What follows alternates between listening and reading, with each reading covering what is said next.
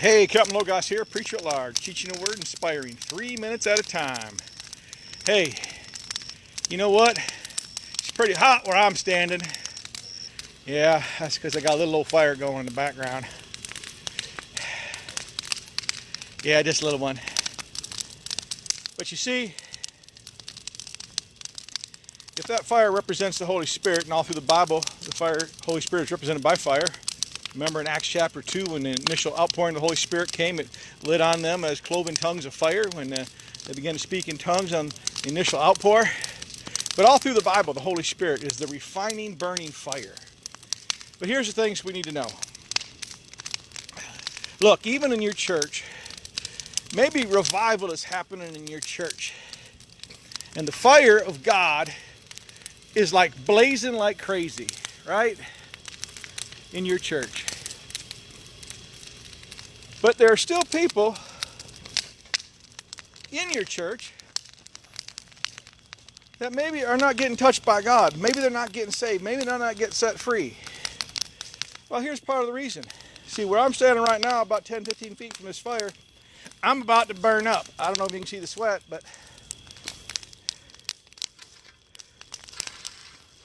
now, I just pulled some coals out of the fire. Let me turn this the other way. That were burning hot. We'll come back to those bad boys here in a minute.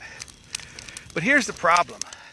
See, even if the fire of God is moving in your church,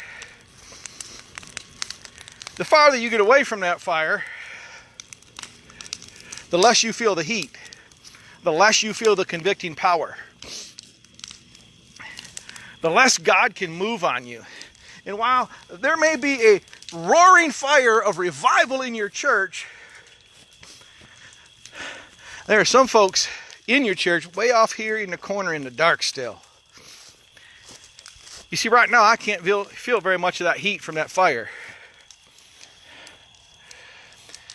Jesus said that whosoever will, John 3:16, that God sent his only Son for everyone, that none should perish. But you know what? Some are going to perish. Why? Because they don't accept him. Just like when the fires of the Holy Spirit are moving in your church, there are some that will still go to church, but they just sort of on the outsides and on the outskirts. But if you really want what God has for you, look, you'll get close to that fire. Yeah, you'll get right up here. Now, I don't know how close you want to get to it, but hey, as long as you can feel the heat from it, God can move on you.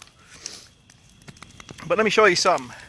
Those coals just before that little bitty walk were red hot, but now they've moved away from the fire, right? That is a solid 3.5 foot of coals. I've been burning for about 3 hours now. You can see the few boards on top, but underneath those boards you see, that is solid coals. That thing will run and burn for days, possibly weeks, without putting another log on it. But if you pull yourself away from that fire, you will shrivel up and die, and you will not feel the power of the Holy Spirit. So what I'm saying today is, if there's revival in your church, and if God is moving in your church, you better get where he's getting, and you better go where he's going, and you better get into the fire, or you're going to miss out. If you don't come to Christ, even though he died for all, you won't make heaven. So, my friends, get in the fire, and now go get your face in the Bible.